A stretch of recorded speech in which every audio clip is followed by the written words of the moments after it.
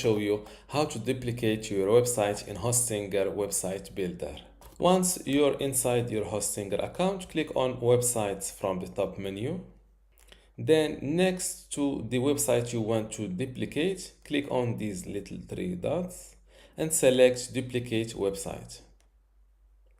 If you have multiple web hosting plans, you can select them from this list. In my case, I only have one hosting plan, so I click on select plan. As you can see, this is my duplicated website and it is not live yet. In order to publish it online, click on edit website, then go live. Let's preview my site.